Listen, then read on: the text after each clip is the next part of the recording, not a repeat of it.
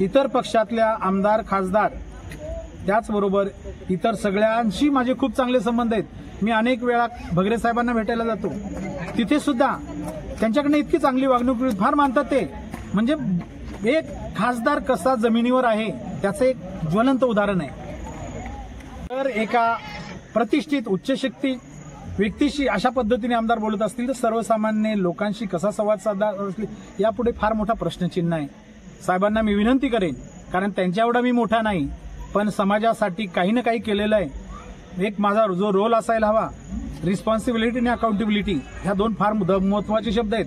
केवळ जबाबदारी पार पडणं हेच काम नाही, तर उत्तरदायित्व, त्यामध्ये एंड ऑफ रिझल्ट फार महत्वाचा आहे। आज आदिवासी समाजाची अवस्था सगळ्याच ठिकाणी आंधळं दळतंय कुत्रपीठ खातंय, या एका म्हणीमध्ये मी सांगेल। त्यामुळे मी विनंती करेन साहेबांना की साहेब, आपण खूप चांगले आहात, पण कुठेतरी ह्या काही गोष्टी टाळण्याचा प्रयत्न करावा, ही माझी विनंती। तुम्हाला सांगण्या इतपत मी मोठा नाही, पण मी एक आदिवासी समाजाच्या कामावर खूप चांगल्या पद्धतीने काम केलेलं।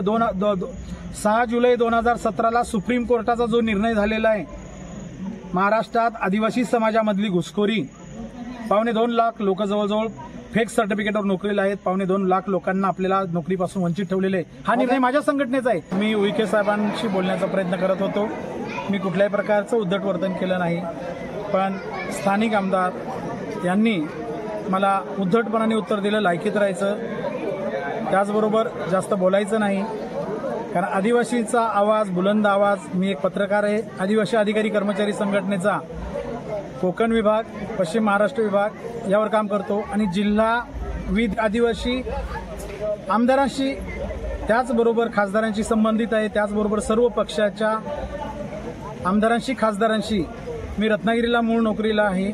तिथले आदरणीय उद्योग मंत्री, मराठी भाषा विकास मंत्री, त्याचबरोबर रत्नागिरी जिल्ह्याचे पालकमंत्री नामदार उदयजी सामंत साहेब, त्याचबरोबर त्यांचे बंधू आमदार किरणजी सामंत, त्याचबरोबर बीजेपीचे इतर प्रदेशाध्यक्ष रवींद्र चव्हाण साहेब जे आता आहेत, त्याचबरोबर राणे साहेब, त्याचबरोबर निलेश राणे साहेब, त्याचबरोबर राणे साहेब, सगळ्यांच्याशी संबंध। मतदारसंघातले आमदार जर या पद्धतीने बोलत असतील तर मला हे फार दुर्दैवी वाटतं। साहेबांविषयी आम्हाला आदर आहे, परंतु कुठेतरी काही गोष्टी खटकत असतील तर त्यावरही बोलणं गरजेचं आहे, कारण समस्यांवर बोलायचं नाही। शाळांना वर्षातून एकदा भेटी दिल्या तर मला वाटतं बऱ्याच सुधारणा होऊ शकतील, परंतु लोकप्रतिनिधींचं लक्ष कमी पडतंय असं समाजाचं म्हणणं आहे। लोकांचा बुलंद आवाज म्हणून, समाजाचा बुलंद आवाज म्हणून या ठिकाणी सांगतोय। आणि अशी अर्वाच्य भाषा मला वाटतं यापूर्वी सुद्धा 1-2 न्यूज मी बघितल्या, कळवणला असेल, प्रकल्प कार्यालयात असेल, त्याचबरोबर जिल्हा नियोजन समितीची बैठक कलेक्टर बरोबर होती, त्या ठिकाणी सुद्धा काही गोष्टी बोललेल्या आहेत। खरं म्हणजे हे त्यांनी टाळावं। एक त्यांचे वडील माननीय कैलासवासी A.T. पवार साहेब, ते आजही आदिवासी समाजाचे प्रेरणास्थान आहेत, दीपस्तंभ आहेत, आणि त्यांनी केलेला विकास, खरा विकास सम्राट आदिवासी मंत्री म्हणून त्यांचं नाव आदिवासींच्या इतिहासामध्ये सुवर्णाक्षरांनी लिहिले जाईल। त्यांचेच वारसा घेऊन ते पुढे चाललेले आहेत, पण कुठेतरी दोघांमध्ये जमीन आसमानचा फरक मला दिसतोय। कुठेतरी त्यांनी त्यांच्या ह्या पद्धतीमध्ये, बोलण्याच्या पद्धती